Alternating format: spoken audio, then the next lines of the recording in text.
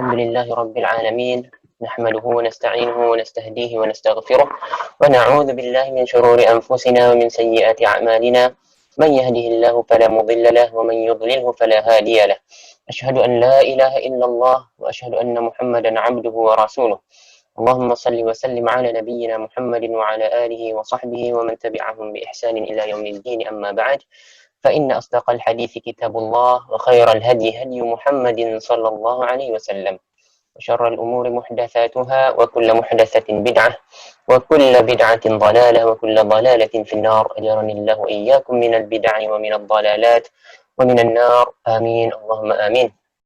Alhamdulillah Rabbil Alamin. Kita bersyukur pada Allah Subhanahu Wa Taala kerana dengan limpah kurnianya, Alhamdulillah kita dapat sama-sama sekali lagi menghadiri majlis kita yang kita harap insya-Allah diiktiraf sebagai majlis ilmu yang mana kita memperingati padanya hadis-hadis Nabi Muhammad sallallahu alaihi wasallam, firman Allah Subhanahu wa taala, dan juga peringatan-peringatan untuk kita perbetulkan amalan kita dan untuk kita mengamalkan amalan yang selari dengan ajaran Nabi Muhammad sallallahu alaihi wasallam yang sebenar daripada sumbernya.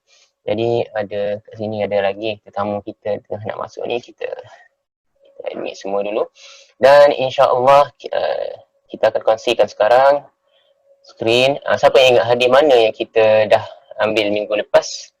Kalau ingat, bolehlah nyatakan. Last kali kita ambil hadiah apa? Siapa ingat? Kita cergaskan fikiran kita pagi ni dahulu. Hadis Nabi rasanya. Hadis Nabi Muhammad sallallahu alaihi wasallam. Mestilah kalau hadis tu dari Nabi Muhammad sallallahu alaihi wasallam lah kan. Okey. Jadi hadis kita seperti yang dapat dilihat di skrin sekarang ni, hadis kita pada minggu lepas kita dah ambil tentang last kali kita tutup tentang hadis Jabir radhiyallahu taala anhu yang dia menceritakan kisah Mu'adz, di mana Mu'adz telah ditegur Nabi Muhammad sallallahu alaihi wasallam. Tetapi sebelum pergi kepada hadis itu, ikhwan ada dinyatakan dalam Facebook tu, kalau yang ikut recording Facebook yang ikhwan postkan setiap kali selepas kita laksanakan Zoom meeting ni ataupun halaqah kita ni, ikhwan ada tuliskan hari ini insya-Allah telah dijanjikan untuk kita nyatakan apabila kita sebut hadis 397 daripada Zaid bin Thabit ni, kita sebut yang Nabi Muhammad sallallahu alaihi wasallam kata solat yang paling afdal bagi seseorang itu adalah solat di rumahnya, kan, kecuali solat yang fardu. Kalau ingat lagi, Nabi kata seafdal sebaik-baik solat seseorang adalah di rumahnya kecuali solat fardu. Jadi timbul persoalan, adakah kesemua solat, dan adakah kesemua solat elok ataupun lebih afdal dilaksanakan di rumah? Adakah kesemuanya secara mutlak? Bagaimana? Apa jawapan abang-abang dan kakak? Adakah kesemua sembahyang sunat mutlak dilakukan secara mutlaknya sunat dilakukan di rumah?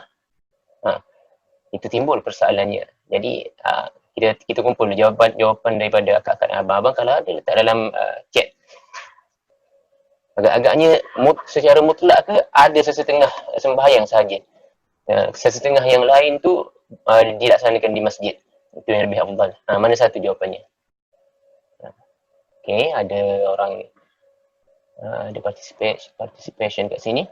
Tidak mutlak, maknanya ada yang ada exception lah, kan.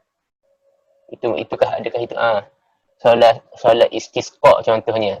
Okey, bagus jawapan ni. Ada lagi jawapan lain? Ini daripada Abang Yuzlam.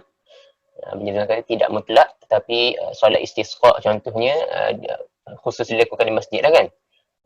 Itu maksud Abang Yuzlam. Jadi ada lagi ke participation daripada orang lain? Oh, ni bagus Abang Yuzlam buat everyone, jadi orang semua boleh baca. Okey, bagus. Solat raya. Masya Allah dah tu. Bagus, Masya Allah. Betul lah tu. Jadi di sini kita nyatakan, kalau ada lagi participation, boleh masukkan ke ruangan chat tu. Kita tengok jawapan kita, kemudian kita bandingkan dengan jawapan yang sebenar.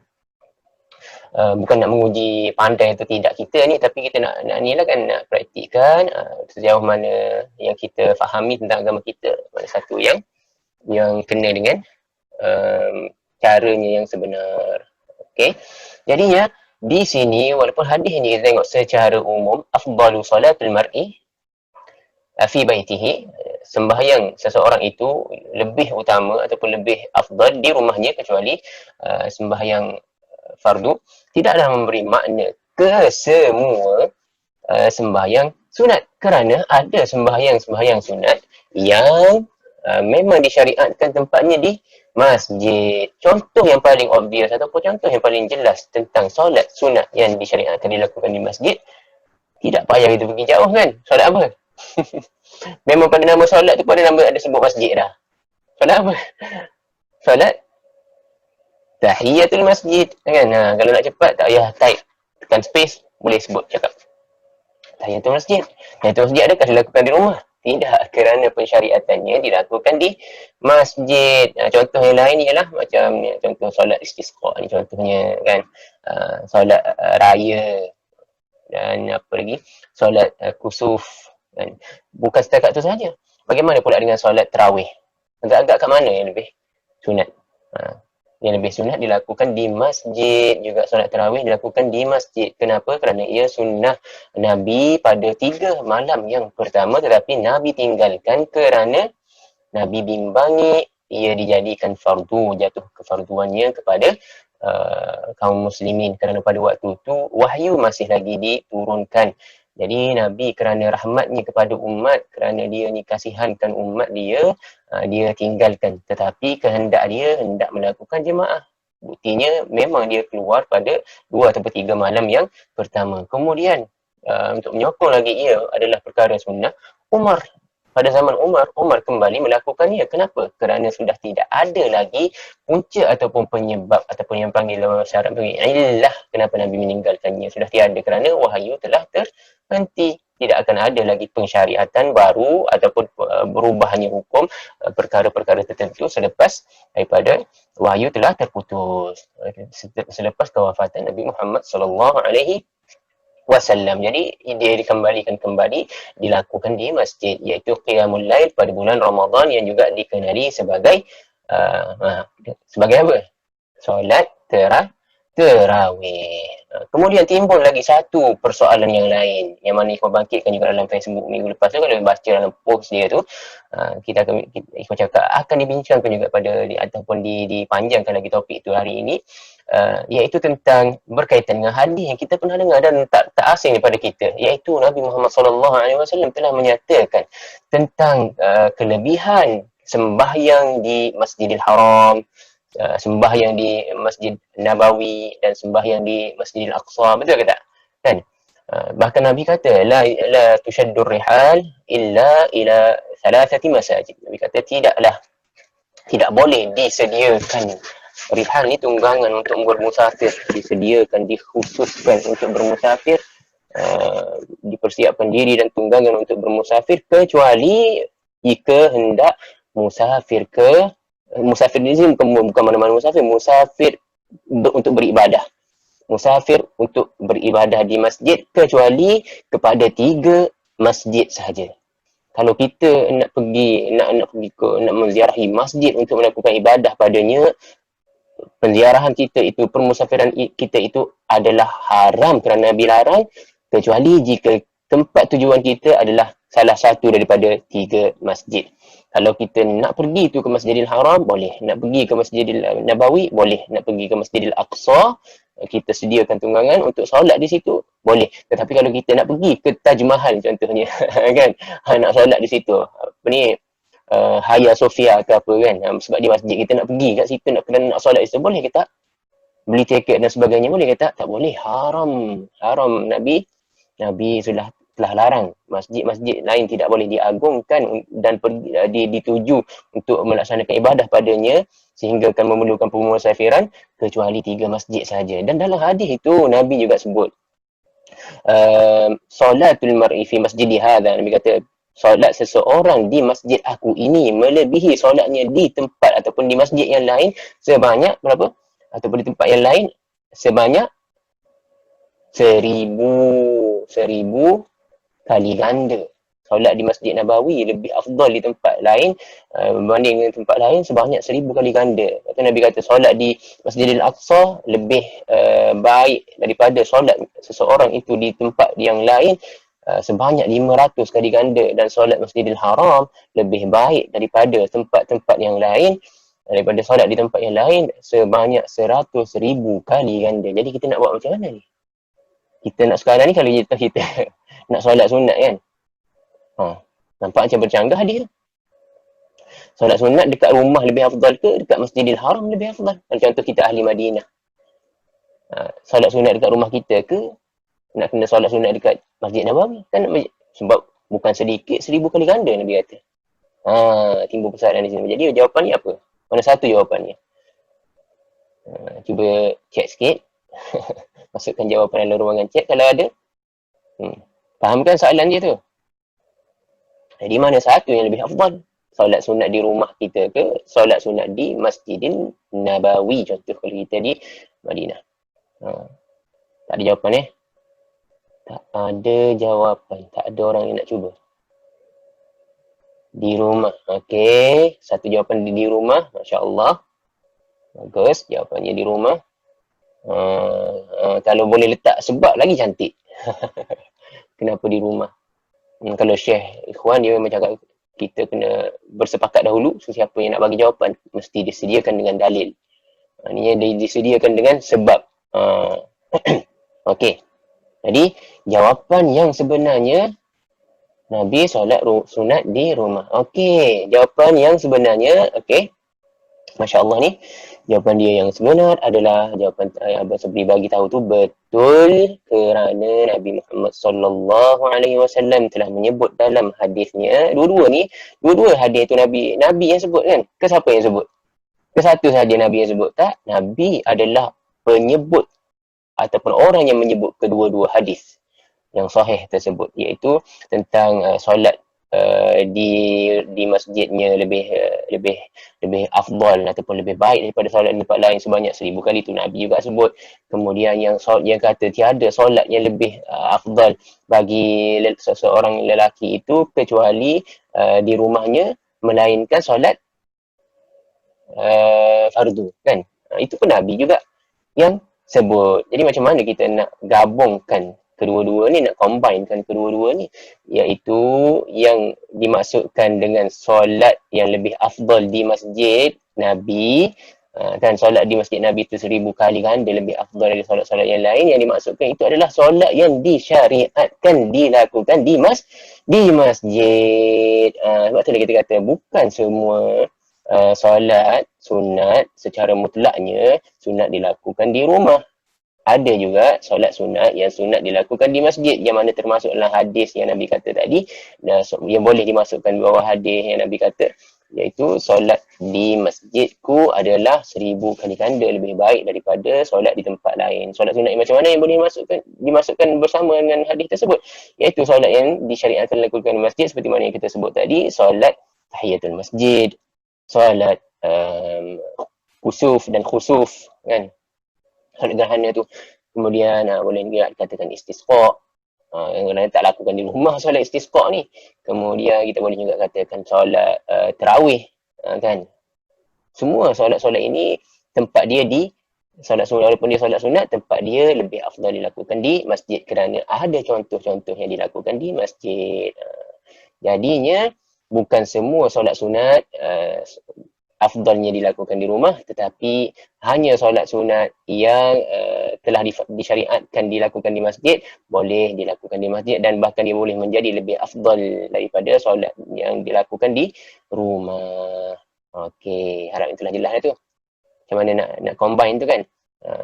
Solat sunat yang disyariatkan di masjid, betul termasuklah hadis Nabi, dia mendapat pahala lebih kalau dia solat di Masjid Nabawi. Contoh macam kita ada solat rawatib, contoh kita nak solat subuh di rumah kita ke di Masjid Nabawi, contoh kita ahli Madinah. Solat sunat subuh kan, mana lebih afdal, di rumah kita ke di Masjid Nabawi? Jawapannya nak tahu faham ke tak? Abang-abang faham ke tak kan? Mungkin syarahan Ikhwan kurang jelas.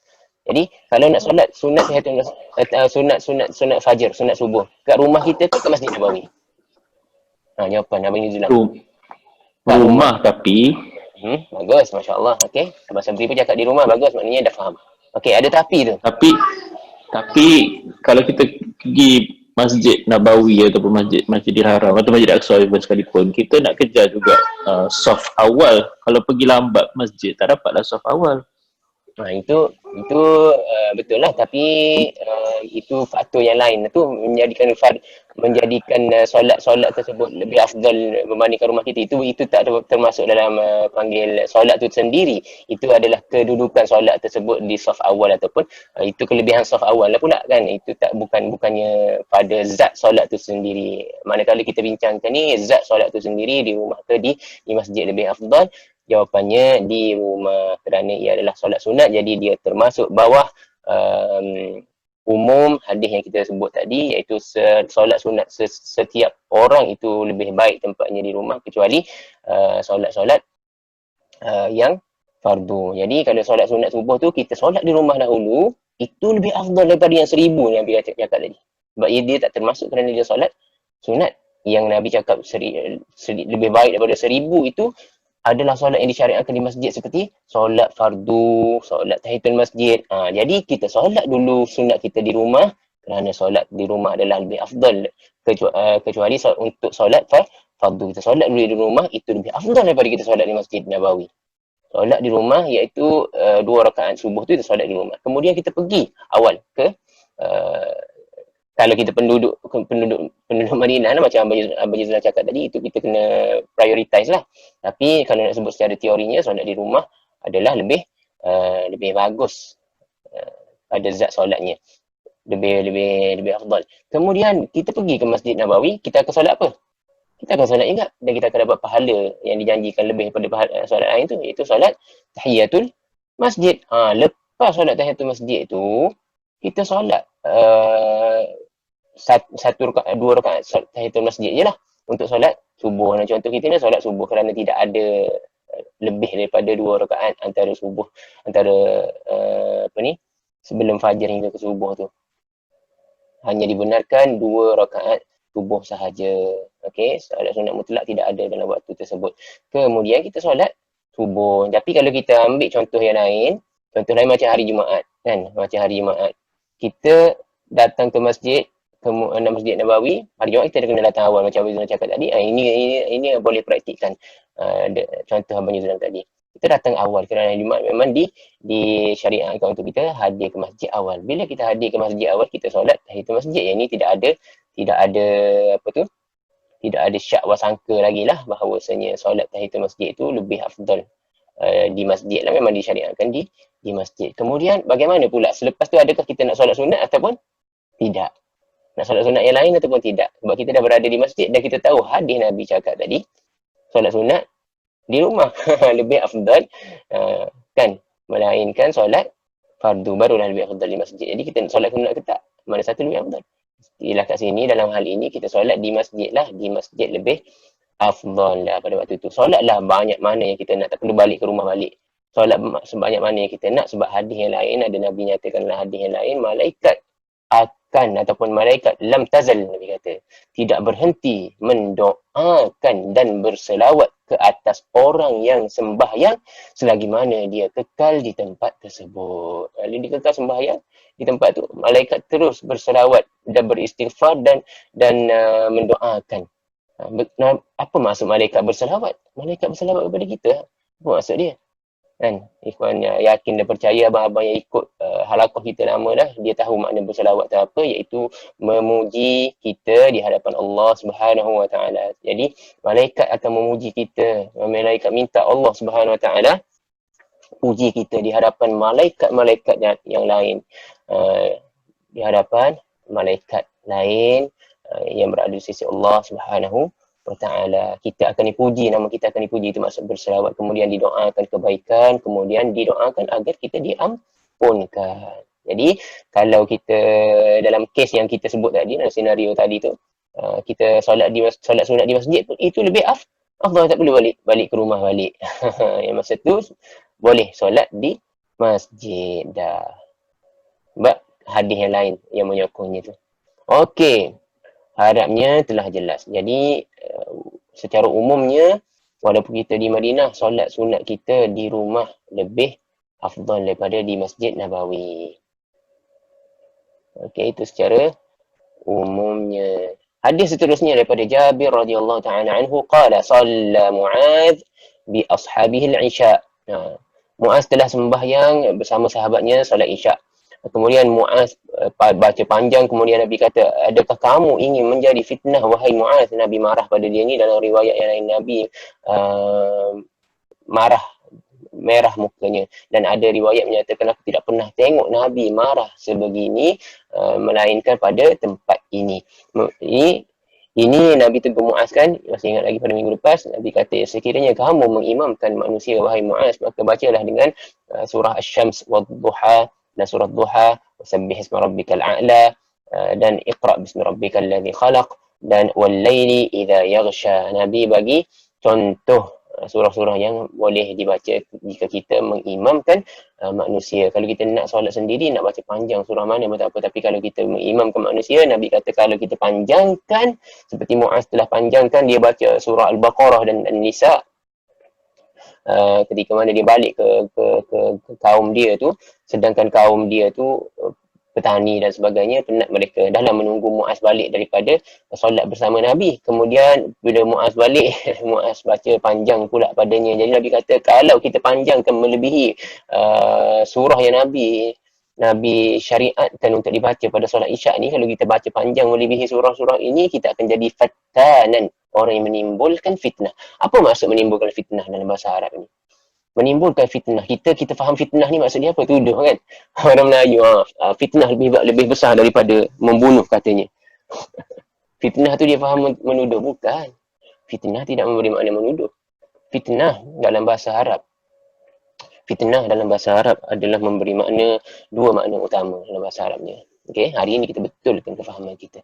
Fitnah yang pertama yang adalah hadis ni, kita boleh ambil hadis ni sebagai contoh. Fitnah dalam bahasa Arab memberi makna menutup. Sad itu makna fitnah, menutup ataupun menghalang. Jadi dalam hadis ini Nabi kata, adakah kamu mahu menjadi penghalang wahai Muaz? Penghalang bagi apa? Penghalang orang lain. Dia sama ada dia penghalang, boleh jadi dua jenis. Satu, penghalang diri kita sendiri. Kemudian kita boleh jadi penghalang pada orang lain. Dipanggil lazim dengan ta'addi. Bahasa Inggeris ni aku tak tahu lazimnya, atau bahasa Melayu tak tahu sebab grammar ni kan. Tapi aku akan cuba syarahkan apa makna lazim dan ta'addi. Jadi penghalang ni kadang-kadang kita boleh menjadi penghalang pada diri kita sendiri. Tetapi ada juga keadaan kita boleh menjadi penghalang pada orang lain. Itu jelas, betul kan? Contohnya, bagaimana kita jadi penghalang pada diri sendiri? Apabila kita menyebabkan diri kita jadi rasa malas. Contoh macam kita nak sangat dapat ganjaran buat perkara baik, kita paksa diri kita qiyamul lail panjang tu hari-hari, lama-lama kita jadi rasa malas, penat, boring, bosan dan sebagainya. Dan itu panggil sad juga tu. Fitnah terhadap diri kita kerana kita memaksa diri kita melebihi keupayaannya. Itu panggil fitnah terhadap diri sendiri. Kan, kita buat lebihan, ibadah lebihan. Sebab tu Nabi larang, Nabi marah 3 orang yang datang kepada Nabi. Dia kata, aku nak puasa tidak mahu berbuka. Satu orang lagi, aku nak sembahyang malam, kan, tidak mahu berhenti. Satu lagi, betul itu. Satu lagi datang kepada Nabi, aku tak nak berkahwin. Contohnya nak beribadah, zuhud lah contohnya kan. Nak beribadah semata-mata, tak nak berkahwin. Nabi suka kepada mereka ni? Tak. Nabi datang, Nabi tanya, siapa 3 orang tu yang cakap macam tu? Nabi kata, aku seorang Nabi pun aku berkahwin. Kan? Aku solat malam dan aku tidur. Dan aku juga berpuasa dan aku berbuka. Ini Nabi. Siapa man raghiba an sunnati falaysa minni. Nabi kata, siapa yang tak suka ikut sunnah aku, maka bukan daripadaku. Jadi siapa yang duk buat lebih daripada Nabi ajar, berarti kau selalu cakap kena berdisiplin dengan apa yang Nabi buat. Jangan melebihi Nabi Muhammad sallallahu alaihi wasallam. Yang pula kita kata dia Nabi, tak apalah. Kan, kita bukan. Salah tu, konsep yang salah. Nabi dijadikan, dihantar untuk menjadi contoh. Apa yang dibuat adalah yang terbaik. Melebihinya dah tak jadi baik lagi. Yang terbaik ialah berdisiplin dengan apa yang dicontohkan oleh Nabi Muhammad SAW. Kalau Nabi Muhammad SAW buat setakat tu lah kita. Jangan lebih, kurang kita baiki. Tapi jangan lebih atas apa jua alasan. Kan? Atas apa jua alasan. Syaitan dia pandai, orang yang baik dia tak boleh nak tipu supaya lakukan dosa.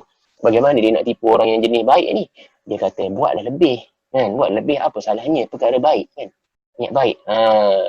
Jadi kita akan tersalah di situ pula. Nabi Muhammad SAW dijadikan contoh, kerana itulah Allah mengatakannya daripada kalangan manusia. Nabi itu kerana supaya manusia boleh jadikan dia contoh. Jadinya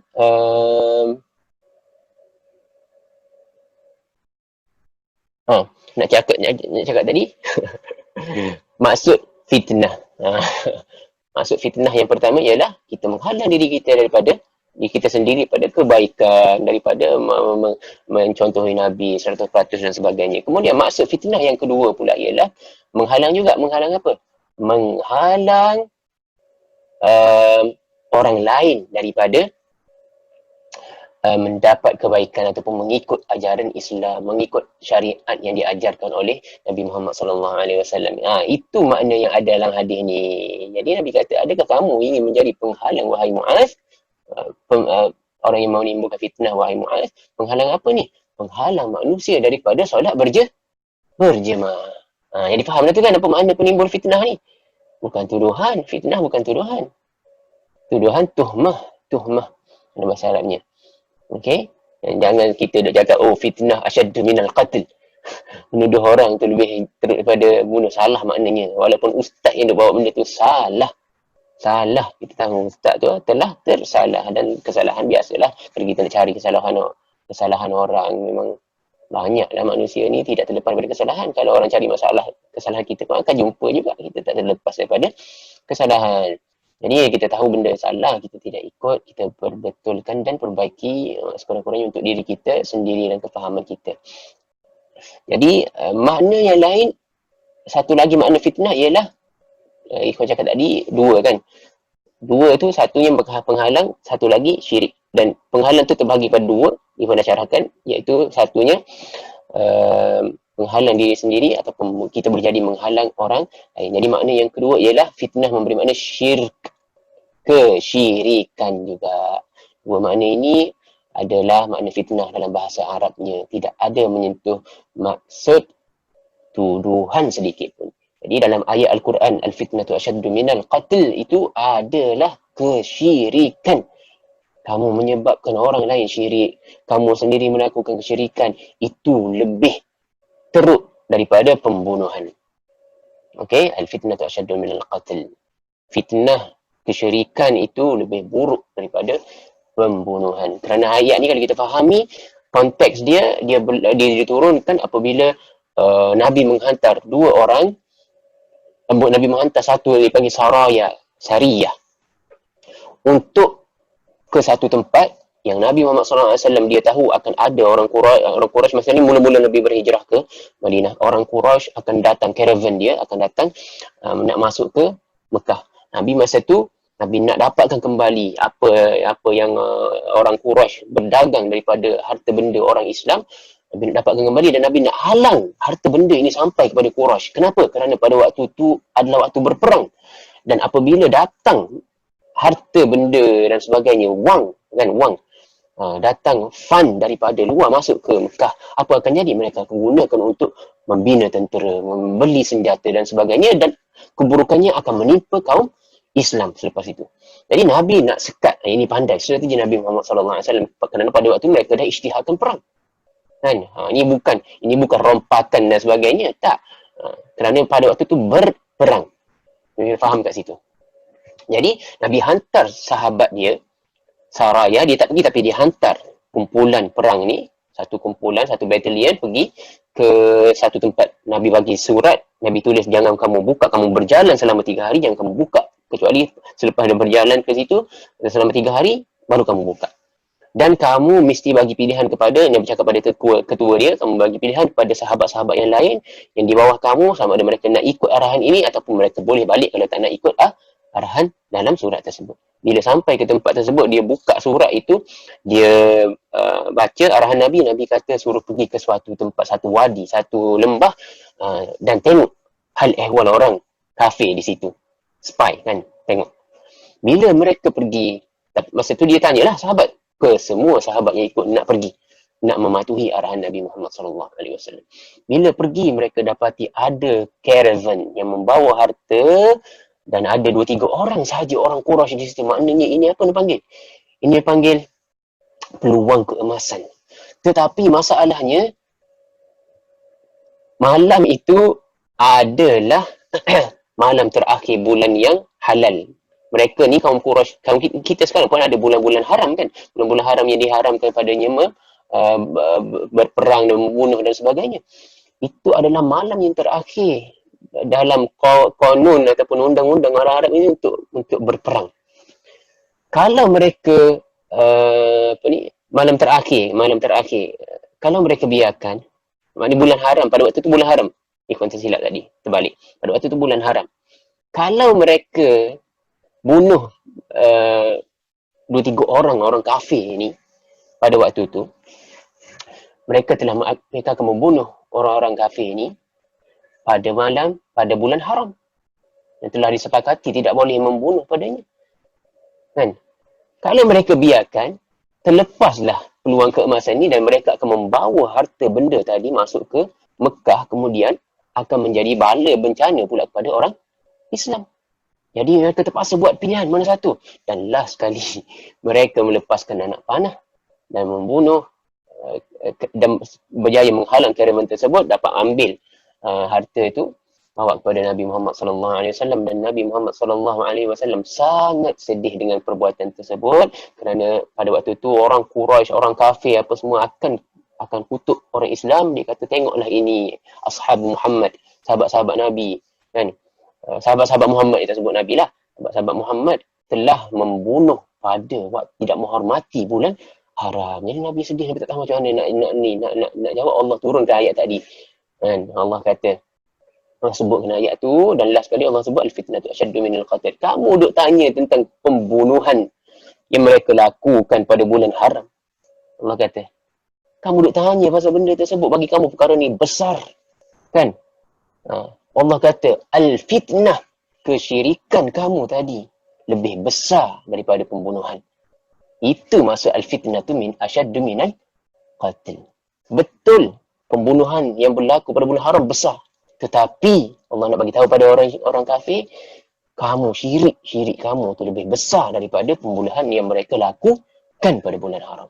Allah cipta kamu, Allah bagi kamu rezeki, Allah bagi kamu hirup udara, Allah bagi kamu pakaian, blessings kan, Allah bagi pada kamu kebaikan dan segalanya. Tiba-tiba kamu syirik, kamu kata tak, bukan Allah yang bagi, berhala ni yang bagi, bukan Allah yang bagi aku nyawa, bukan Allah yang bagi aku makanan, nikmat, rezeki dan sebagainya.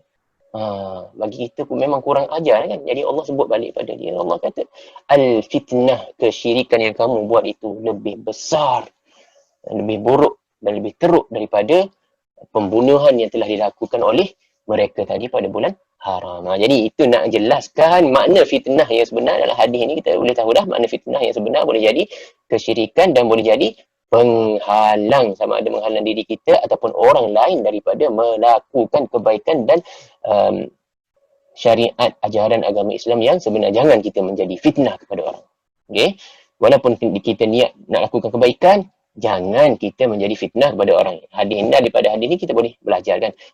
Ditegur oleh Nabi Muhammad SAW kerana dia telah meletakkan diri dia sebagai penghalang orang lain untuk datang ke masjid. Okey. Harap ini telah jelas. Di sini ada soalan daripada Abang Hafiz ni. Panjang ya soalan ni. Jadi Ikhwan takut Ikhwan terlupa tadi. Ikhwan ignore. Sekarang kita baca apa dia soalan Abang Hafiz. Kita ada lagi masa dalam 4 minit. Kalau sempat kita jawab lah. Nak tanya pasal solat jamak maghrib dan isyak. Bagaimana jika kita tak berniat untuk jamak, tapi imam selepas solat maghrib terus bangun untuk solat isyak untuk jamak kerana asbab hujan? Boleh jelaskan Ustaz? Tidak ada masalah untuk kita niat ke tak niat ke. Tak ada masalah pun sebenarnya. Tak ada masalah pun. niat untuk jamak ke tidak, kerana benda ini sendiri, solat maghrib dan isyak secara jamak ketika hujan ni dalam mazhab Syafi'i sendiri adalah qaul mu'tamad, pandangan yang mu'tamad, pandangan yang disandar, memang dipegang oleh mazhab Syafi'i, kerana jamak ni dia disyariatkan atas dasar masyaqqah, atas dasar adanya kesusahan, wujudnya kesusahan. Okey. Dan ia adalah agama Islam ni, dia asas dia adalah untuk menolak kesusahan, menolak masyaqqah, menolak darar, kemudaratan dan sebagainya, kemudian mendatangkan kebaikan. Itu asas agama Islam. Jadi memang ada Nabi pernah buat solat jamak walaupun pada waktu itu tidak ada hujan, yang tidak bukan dalam permusafiran, supaya hendak menunjuk kepada masyarakat kaum dia. Ibnu Abbas kata Nabi nak tunjukkan arada an la apa ni, Ibn Abbas kata Nabi Muhammad SAW tidak mahu menyebabkan umat dia berasa sukar. Okey. Jadinya Nabi tunjuk pada waktu itu, walaupun masa itu bukan musafir, bukan hujan dan sebagainya, Nabi buat supaya sahabat berani buat apabila mereka memerlukan solat jamak dalam keadaan mudarat dan masyaqqah, dalam keadaan masyaqqah. Macam mazhab Syafi'i ni dia bagi syarat lah, antara maghrib dengan isyak boleh jamak sekiranya hujan membasahi badan kita ni, pakaian kita dan sebagainya, boleh jamak, tidak memerlukan kita niat dahulu untuk jamak, tidak memerlukan. Selagi mana waktu kita nak solat yang kedua tu masih lagi hujan berterusan. Okey. Jadi ada dalam mazhab Syafi'i dan mazhab-mazhab lain pun ada. Mazhab-mazhab lain pun ada, tak perlu untuk niat jamak dahulu, tidak perlu. Kita tak niat pun, walaupun kita niat, kalau contoh walaupun kita niat nak jamak, kemudian bila kita solat maghrib, lepas solat maghrib tengok tak hujan dah, walaupun kita dah niat jamak, tak boleh jamak. Syarat dia tak ada. Okey. Jadi harapnya jelas ni Abang Hafiz. Harapnya jelas ke tu?